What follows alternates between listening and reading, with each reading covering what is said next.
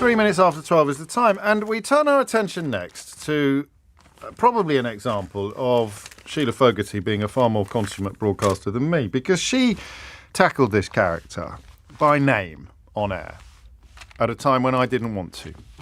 And the reason why I didn't want to was probably linked to self-importance. What, you, James? Surely not. No, seriously. I think there may have been a little bit of self-importance in thinking that the oxygen of publicity that you give to a character like this is so great that you should cut off the supply. And although LBC has, over the years, gone from strength to strength to strength, I don't know that we're that big. I don't know that, a bloke who's got millions and millions of followers on various social media platforms is going to gain much from being talked about on this programme. I don't know about that. I'm thinking out loud, and I shall invite you to do the same shortly, because we're talking about a man who I am, perhaps childishly, going to refer to as Andrew Potato. I'm going to call him Andrew Potato for the course of this conversation, because he is as ridiculous as he is sinister. His real name, in case you're wondering, is Andrew Tate, and if you've never heard of him, well, frankly, lucky you. Because he's the worst sort of misogynist. I'm not a trained therapist, but if there is not some deep and abiding hatred of his mother involved in what this man purports to be, because I did see one report this weekend from, I think it's someone who works for him or has been his girlfriend, claiming that he's nothing like that in private and it's all an act. But I'm not qualified to comment on that. This idea that you haven't been hurt by your mother's neglect or your mother's unkindness or callousness. As a very small person, you put enormous amounts of effort into pretending that you haven't been hurt by the lack of mother love. And the consequence of that is a sort of hatred stroke subjugation of women. So I have not been hurt by the lack of mother love, and I will prove it by misogyny, by treating women as inferior, by treating women as chattels or property, and claiming all manner of horrible things that just cast women essentially as second-class citizens, because that way I rob the woman who hurt me of agency. I couldn't possibly have been hurt by my mother's disinterest in me, because women are irrelevant and inferior and unimportant. It's a fairly well-trodden therapeutic path, but as I say, I'm not massively qualified to unpick it. It's just the thing that screams at me whenever I read about his antics, up to and including the allegations that he now faces in Romania for all manner of hideous conduct. They remain allegations and accusations, but I think the police have succeeded in securing 30 days more in police detention while the investigation continues. And the reason I didn't talk about him is the same reason that we don't talk to. I can't even remember whether we talked about them much. Your EDL man and your Anjem Chowdhury, the kind of people who are so desperate for attention. There it is. I always get there in the end, even if it takes a little bit too long. But when people are really desperate for attention, I have this inner impulse not to give it to them. But I think that is obviously wrong sometimes, isn't it? Andrew Potato was so desperate for attention that he posted an almost incomprehensible message to Greta Thunberg on social media. Again, I say misogyny, you say Greta Thunberg. Greta Thunberg and Meghan Markle, really. You find out what people think about them, and you'll find out where they sit, whether they realise it or not, on the misogyny scale, just as a general rule. So he posted something about owning lots of cars, and therefore please notice me. And he sent it to Greta Thunberg, who somewhat unexpectedly replied with a tweet that the last time I checked, you might want to make a note of this, the last time I checked, it was the 4th most popular tweet in the history of Twitter. So those of us who sit here slapping ourselves on the back for getting 100,000 likes or 1 million views, Greta Thunberg has had us for breakfast before she's even got out of bed in the morning. The fourth most, but the last time I checked, so it may have gone third now. Barack Obama, I think, was in third. Elon Musk had, I think, the second most popular tweet in the history of Twitter. After buying it, I managed to miss this when he said, I'm going to buy Coca-Cola next and put the cocaine back in it, which is quite a good joke, actually, to be fair. Don't do drugs, kids. So she tweeted something that was a reference to the size of his appendage and also the patheticness of his intervention. And it was one of those odd moments where the rug was pulled so completely and comprehensively from beneath this man's feet that he should never have tried to get up. He should just have laid there until everybody else's attention had gone elsewhere. Because if you stand up and demand attention and then you get it and it is almost entirely negative, the best thing you can do is lie down and hope it goes away. This would be my advice. I don't think I'd be able to take this advice myself. I'd be there going, I'm fine.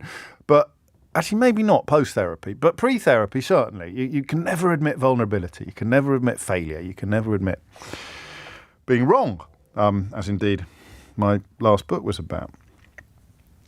So he got rinsed every which way by Greta Thunberg, and then made a video in what appeared to be his mum's dressing gown. He made a bizarre video, smoking a cigar and saying, I haven't been owned at all, when everybody knew he'd been owned, and made some jokes about pizza. And then he got arrested on sex trafficking charges, which continue to be investigated. And you know, it's grim, however you look at it. But, and here is the thing, he retains enormous popularity among sort of young teenage boys of any age. I know that sounds odd, but think about it. Young teenage boys of any age, up to and including people his age. Young teenage boys of any age. That's the key to this. Teenage boys are weird. Deeply weird. But, God, another complaint. It's Thunberg, not Thunberg, sorry. Honestly, look, everyone's a critic. And my understanding is not as good as it should be or could be because I've had that view. And sometimes the line between my work life and my private life is non-existent, as you know. It's you know, my interests off air are pretty similar to my interests on air, but not always. So on this one, I don't know much about him. I have quite a lot of godsons, so I can tell you that one of my godsons fell under Andrew Tate's spell without giving anything away, because I've got a few. So I had a little look into it. And it is, I mean, it's very entry level. It's very basic misogyny. And it's got a little bit of incel attached to it. You can see why it would appeal to people who can't get a girlfriend and want to blame it all on girls.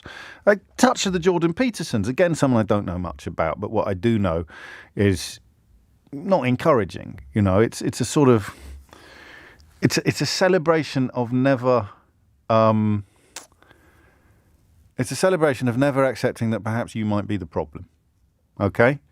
It's a celebration of stubbornness. It's a celebration of what I just described to you. So if the world is treating you appallingly, there is something wrong with the world. If every girl you've ever met thinks that you're a joke, there is something wrong with women.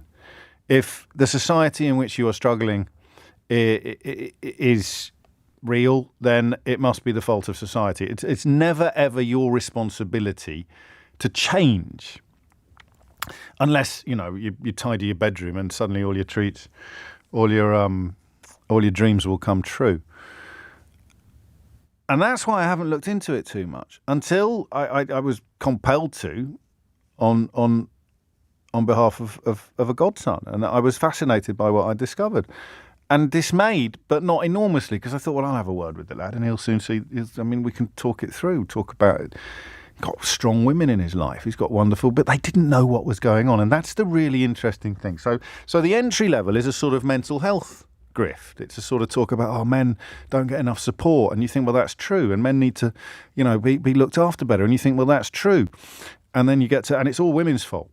It's a funny one, but it works. It's like it's a gateway drug, if you like. And that's where perhaps he'd slipped under my radar.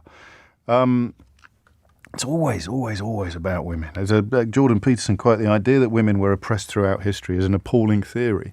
There's always misogyny underpinning all of these people, and misogyny is almost always born of childhood trauma. But, of course, loads of people had dreadful childhoods, and they don't grow up being weapons-grade misogynists. So I think the question is, what should I have done? Is that too self-referential? What should I have done? So there is one qualification for contributing to this conversation. I want to make this absolutely clear from the start, is that you know a lot more about this character than I do, all right? So you are either... I don't know that I'm in the mood to talk to you if you're still under his spell, but we'll see. 0345 6060 973 is the number that you need. What should I have done? When I found out through my personal life that this fella's reach was considerable, I think because he'd been banned from Twitter as well, I kind of relaxed a bit, and then Elon Musk brought him back. That famous centrist, Elon Musk, who also brought back Donald Trump, of course. I am going to ask you that. So, I mean, look, what should I have done is a question that, I mean, maybe if you've never listened to this program before, you're going to struggle to come up with an interesting contribution. So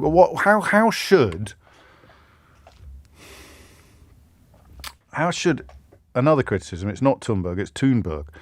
I'm just going to call her Greta in future. I think that'll save us all an awful lot of bother. How should responsible media, and I make that distinction clear because I know exactly how irresponsible media, desperate attention-seeking media, can't wait to get people like this on their shows. You know, it's why Farage would talk to Alex Jones, wouldn't he, back in the day, the Sandy Hook liar. So responsible media, or at least let's even cut another one. How about this then? Media that at least aspires to being responsible. Media that tries to be responsible. It won't always succeed, but at least aspires to being responsible. How should they handle Andrew Tate? Should those of us that oppose misogyny be talking about the world's most successful misogynists, even though we fear, there's the question. It's 1:15, almost brought it in on time. Should those of us who oppose misogyny be talking about the world's biggest misogynists, despite the fact that by talking about them, we give them some of the attention they so obviously and desperately crave? Now, if it's the President of the United States of America, I don't see that you've got much choice to at least talk about it. I don't think you need to talk to it. And if you are going to talk to it, the first thing you should do is read out a long list of all the things that he's done and said that prove his misogyny beyond doubt, and then sit back and watch him try and squirm his way out of it. But, of course, you can't do that if, A, you're so bent by sycophancy that you don't want to upset him, and B, you want him back on your programme at some unspecified point in the future. So if it's the President of the United States of America who's a weapons-grade misogynist, you have to talk about him, and you have to talk about his misogyny because its influence is clear and it's considerable. But if it's just an internet dude, however big his following, what is the correct way to handle this? 0345 6060 973. And Alexander, you're right. There's a book by Laura Bates called Men Who Hate Women that is brilliant on this and covers a lot of the stuff that I don't have the depth of knowledge and understanding to cover. But here it is. What's the right approach for those of us who despise misogyny to the world's most successful misogynists? When that's their job is being a misogynist. It's not like a side product of their newspaper columns, if you're talking about Jeremy Clarkson, or their political career, if you're talking about Donald Trump. What is the correct approach to professional misogynists from those of us who despise misogyny?